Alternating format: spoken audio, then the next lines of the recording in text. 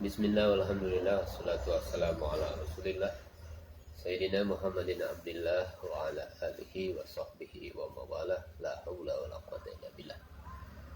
Amma ba'du. Hendaknya menyampaikan kalimat la ilaha illallah kepada seluruh manusia di seluruh dunia ini.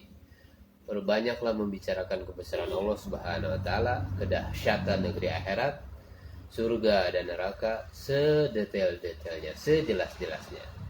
Bentuk kita halakah-halakah untuk meningkatkan iman, perbanyak taklim tentang keutamaan beramal, perbanyak zikir dan doa, barulah sholat kita ini akan mempunyai ruh. Seseorang yang telah mendapatkan nur atau cahaya iman di dalam hatinya akan mengenal setiap afrod, setiap kewajiban-kewajiban, yaitu kewajiban dan perintah-perintah Allah Subhanahu wa taala, sebagaimana seorang petani yang mengenali setiap jenis dari tanamannya. Seseorang yang menyebut nama Allah Subhanahu wa taala hendaklah menghadirkan juga sifat-sifat Allah Subhanahu wa taala seperti Ar-Rahman, Al-Ghafur, Al-Qadir dan sebagainya. Sebagaimana seorang anak ketika menyebut nama ibunya, terbayang juga segala sifat-sifat mulia ibunya seperti penyayang, pemaaf dan sebagainya.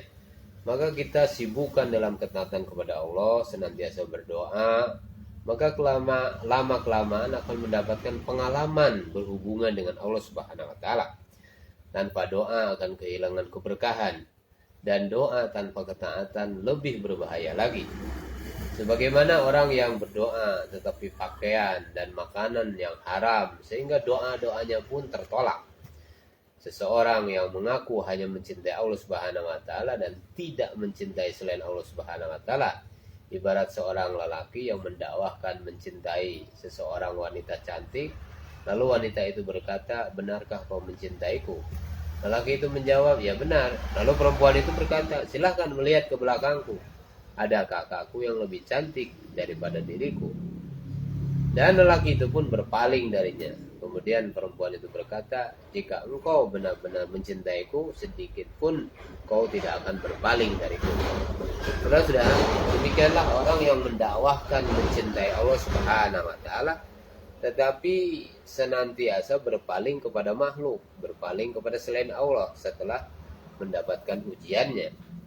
Orang yang cinta kepada Allah Subhanahu wa taala, tetapi dia tidak mau menolong saudaranya untuk mencintai Allah Subhanahu wa taala dan untuk mengusahakan agar bagaimana Allah Subhanahu wa taala cinta kepada saudaranya, maka Allah Subhanahu wa taala tidak akan mencintainya.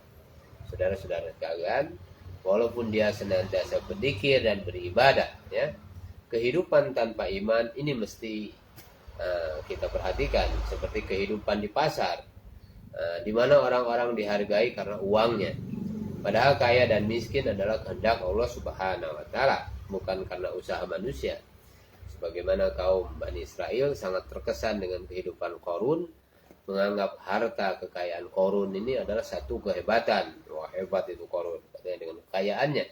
Sehingga lisan mereka berkata, sungguh Qarun di dalam kesuksesan, di dalam keuntungan yang besar.